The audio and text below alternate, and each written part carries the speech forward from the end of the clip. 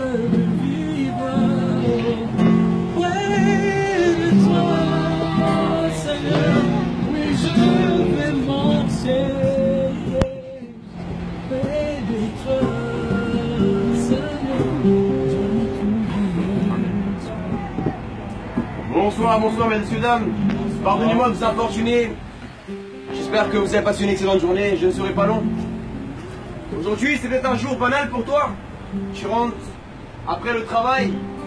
Tu rentres voir ta femme, ton mari, tes parents, tes frères et sœurs. Mais sache que pour Dieu, ce n'est pas une soirée banale celle-ci. C'est le soir où Dieu veut se révéler à toi. Que tu sois athée, hindouiste, bouddhiste, chrétien, juif, musulman.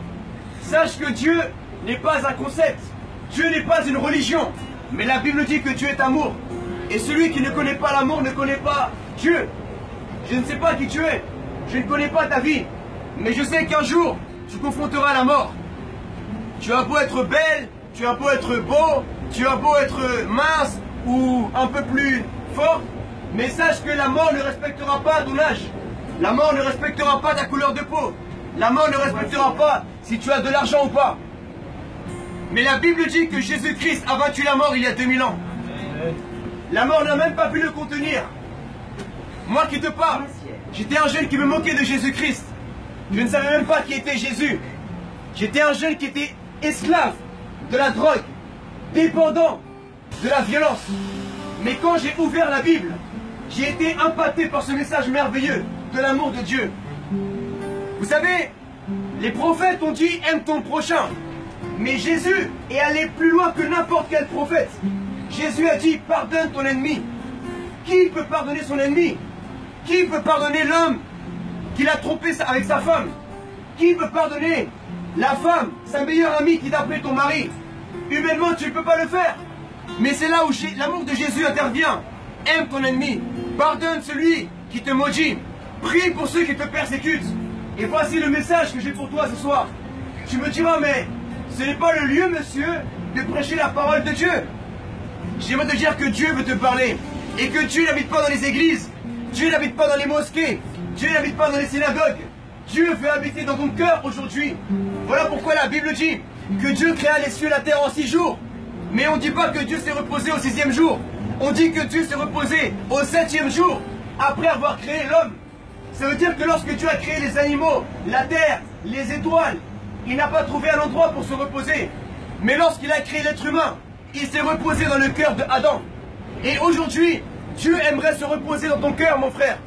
Tu as ouvert ton cœur à ta copine, tu as ouvert ton cœur à ton copain, mais es-tu prêt ce soir à ouvrir ton cœur à Jésus-Christ? Jésus, c'est pour les Arabes. Jésus, c'est pour les Noirs, les Chinois, tous les peuples de la terre, mesdames et messieurs. Je vous prêche ce soir, non pas une religion, mais je vous parle du Dieu d'Israël. Je ne suis pas juif, je suis colombien. Mais je vous dis en vérité, le véritable Dieu est le Dieu d'Israël. Nous étions païens autrefois. Nous, les Latinos, les Arabes, les Noirs, les Blancs. Il y avait les druides en France, les Celtes. Certains adoraient la lune dans notre peuple, adoraient le soleil, la terre, les animaux. Mais Dieu s'est tourné vers nous à travers Jésus-Christ, son Messie. En hébreu, Jésus veut dire Yahshua. Le nom de Dieu en hébreu, c'est Yahweh. Et Yahshua veut dire le salut étant Yahweh, le Dieu d'Israël. Vous avez entendu parler des élections de Donald Trump. Qu'il soit bon ou mauvais, laissez-moi vous dire que Trump veut dire trompette. Et la Bible parle dans Apocalypse des trompettes, des signes de la fin des temps. Les apôtres ont demandé à Jésus, parle-nous un peu de ton retour. Jésus a dit, il ne restera pas une pierre sur une autre pierre. Il y aura des faux prophètes. Il y aura des maladies dans le monde.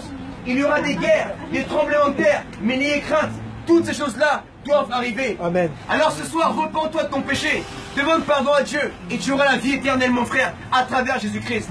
Ouvre la Bible et passe une excellente soirée. Sois béni.